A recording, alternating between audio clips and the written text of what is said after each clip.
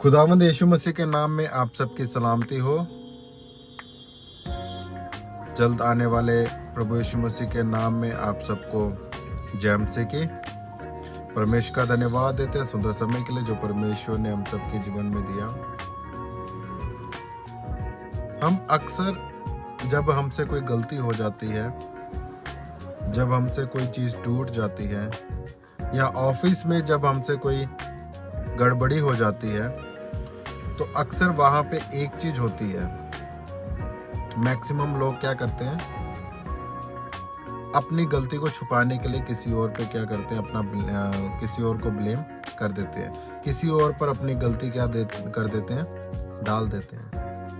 अपने घर में ही अगर हम लगा लें, अगर बच्चे से अगर या किसी से अगर कोई चीज टूट जाए, तो वो क्या करता है, वो एक दूसरे पे ब्लेम डालने के लिए क्या कर देता है, शुरू कर देता है। अगर दो बच्चे खेल रहे हैं तो वो क्या करेगा, एक दूसरे पे ब्लेम डालने के लिए शुरू कर देगा।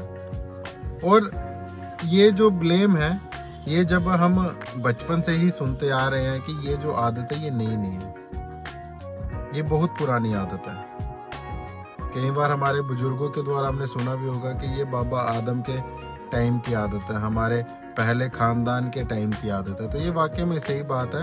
ये पहले परिवार के जो टाइम की है, ये वहां से क्या है, आदत शुरू हुई थी। वहां से कैसे आदत शुरू हुई थी, जब हम उत्पत्ति 3 अध्याय उसकी 12 आयत पढ़ते हैं, वहां इस प्रकार से लिखा है, जिस स्त्री को तूने मेरे संग रहने को दिया था उसी ने मुझे फल दिया। यहाँ पे देखो, परमेश्वर ने आदम को बनाया, और आदम के बाद परमेश्वर ने सोचा कि आदम का अकेला रहना अच्छा नहीं है, मैंने हर एक के संगी को बनाया है, तो आदम के संगी को भी मैंने क्या करना है, बनाना है। तो परमेश्वर ने क्या किया, हवा को बना दिया। अभी यहाँ पे वचन में लिखा है, आदम कहता है जिस स्त्री को तूने दिया था, मतलब कि सिर्फ और सिर्फ स्त्री की गलती नहीं है, हवा की गलती नहीं है, परमेश्वर की भी क्या है, गलती है। यहाँ पे परमेश्वर ने हुक्म आदम को दिया था कि उस फल को क्या है, नहीं खाना। अगर आदम को हुक्म दिया था तो उसको सोचना चाहिए था कि ये हुक्म मुझे मिला है, मुझे सबसे पहले जांचना पड़ेगा कि ये फल खाना चाहिए या नहीं खाना चाहिए। हवा ने उसको दिया, उसने खा लिया, और बाद में वो कहता है कि ये जो स्त्री तूने मुझे दी थी, इस स्त्री ने मुझे क्या दिया, फल दिया, और मैंने क्या कर लिया, खा लिया। जो पाप है ना, पाप हमें जिम्मेदारी से भागना सिखाता है। पाप हमें बहाने बनाने में बेहतरीन बनाता है, मतलब कि पाप हमें बहाने बनाने में एक्सपर्ट बनाता है। जो हम गलती करते हैं ना, अभी यहाँ पे आदम को भी सबसे अच्छा पाप छिपाने का एक्सपर्ट बन गया। उसने स्त्री पे डाल दिया और परमेश्वर पे भी डाल दिया कि भाई तेरी गलती है, तूने स्त्री दी थी, तेरी गलती है जो तूने ये हवा बना के मुझे दी थी, और इसने क्या किया, मेरे से पाप करवाया। उससे पहले मैंने कभी पाप किया ही नहीं, उससे पहले मैंने कभी गलती की नहीं। तो आदम ने क्या किया कि ये बात को परमेश्वर पे भी डाल दिया, और क्या किया, हवा पे भी डाल दिया। अपने आप को क्या कर दिया, उसने क्लीन चिट कर दिया। अभी दूसरी साइड, हम जब खुदावंद यीशु मसीह के पास आते हैं, यूहन्ना रचित सुसमाचार 18 अध्याय उसकी 8 आयत, वहां इस प्रकार से लिखा है, यदि तुम मुझे ढूंढते हो तो इन्हें जाने दो। यहाँ पे क्या हुआ, यीशु मसीह को पकड़ने के लिए लोग आए, और जब यीशु मसीह को पकड़ने के लिए लोग आए, तो वहां पे खुदावंद यीशु मसीह एक चीज बोल सकते थे कि मैंने गलती नहीं की, मैंने गुनाह नहीं किया, ये जो लोग खड़े हैं इनको क्या करो, ले जाओ। लेकिन यीशु मसीह ने क्या किया, यीशु ने किसी पे ब्लेम नहीं किया, यीशु ने किसी पे दोष नहीं लगाया। उसने कहा मैं हूं, इन्हें छोड़ दो। आदम ने बोला मैंने नहीं किया, स्त्री ने किया, परमेश्वर ने किया। लेकिन यीशु मसीह ने बोला मैं हूं, इन्हें क्या कर दो, छोड़ दो। उसी तरह से जब हम रोमियो 5 अध्याय उसकी 19 आयत में पढ़ते हैं, वहां पे इस प्रकार लिखा है, एक मनुष्य की आज्ञा न मानने से बहुत से पापी ठहरे, वैसे ही एक मनुष्य की आज्ञा मानने से बहुत से धर्मी ठहराए जाएंगे। आदम ने क्या बोला?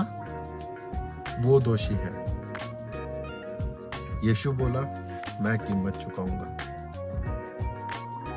आदम ने ब्लेम शिफ्ट किया, लेकिन खुदावंद यीशु मसीह ने क्रॉस लिफ्ट किया।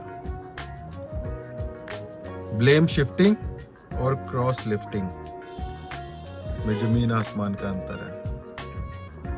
ब्लेम शिफ्टिंग हम स्टार्टिंग से करते आ रहे हैं, लेकिन क्रॉस लिफ्टिंग करने की किसी को जरूरत थी, ताकि वो सारा हमारा ब्लेम जो है अपने ऊपर क्या करे, ले ले। पहला आदम, जब हमने वचन में पढ़ा, पहले मनुष्य के कारण आज्ञा न मानने से पाप इस पृथ्वी पर आ गया।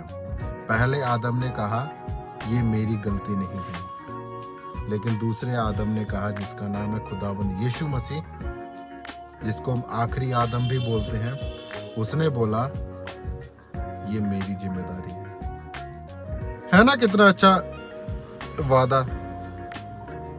आदम को पिता परमेश्वर ने जब बोला कि आओ हम मनुष्य की क्या करें, सृष्टि करें, लेकिन इनमें एक अंतर था। आदम की सृष्टि हुई भूमि की मिट्टी से, इसलिए परमेश्वर ने आदम को बोल दिया कि तू मिट्टी से लिया गया है और मिट्टी में ही क्या करेगा, मिल जाएगा।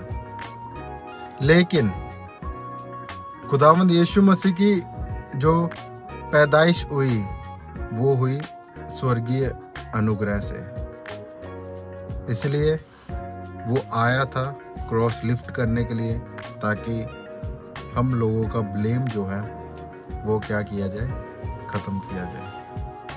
आज भी बहुत लोग आदम के जैसे बन रहे हैं, आज भी बहुत लोग आदम के जैसे चल रहे हैं। गलती होने पर भी बहाने बनाते हैं, दोष दूसरों पे डाल देते हैं, अपनी जिम्मेदारी से क्या करते हैं, भागते हैं। यीशु मसीह भी चाहता तो अपनी जिम्मेदारी से भाग सकता था। मैं एक सवाल आपसे पूछना चाहता हूं कि दुनिया में अगर कोई इंसान आया है तो उसको जिंदगी क्यों नहीं प्यारी होगी? अगर यीशु मसीह भी इस पृथ्वी पर आए, उनको भी जिंदगी प्यारी होगी, लेकिन उनको एक चीज पता थी कि मैं इस दुनिया में आया हूं सबके ब्लेम अपने ऊपर क्या करने के लिए, उठाने के लिए। लेकिन यीशु आज भी कह रहा है मैं तुम्हारे लिए कीमत चुकाई है, मैंने तुम्हारे लिए कीमत चुका दी है। वो हमें दोषी ठहराने नहीं बल्कि हमें बचाने के लिए क्या है, आया था। इसलिए ना यीशु मसीह को क्रूस पर चढ़ाया गया, और जब यीशु मसीह को क्रूस पर चढ़ाया गया तो यीशु मसीह ने क्लियर बोला, हे पिता इन्हें माफ कर दे, ये नहीं जानते कि ये क्या कर रहे हैं। ये देखो ना, इधर एक सुंदर सुंदर वचन है, ये नहीं जानते। क्या यीशु मसीह को नहीं पता उसके साथ क्या हो रहा है? क्या लोगों को नहीं पता कि यीशु मसीह के साथ लोग क्या कर रहे हैं? लेकिन फिर भी खुदावंद यीशु मसीह ने बोला इन्हें माफ कर दो, ये नहीं जानते कि ये क्या कर रहे हैं। यहाँ पे अगर एक थप्पड़ कोई किसी को मार दे तो जिसको थप्पड़ पड़ा हो वो पूरा खानदान लेके उसके घर में पहुंच जाएगा। लेकिन यीशु मसीह की महानताएं देखो, ये नहीं जानते कि ये क्या कर रहे हैं। इसलिए हम आदम ना बने, हम अपने अपने पापों से अपनी अपनी जो हमने गलतियां की हैं उसको हम स्वीकार करें, ताकि हम परमेश्वर के साथ एक अच्छे संबंध में क्या है, जुड़ सके। परमेश्वर इस छोटे से मनन के द्वारा हम सबको आशीष दे। May God bless you. जय मसीह।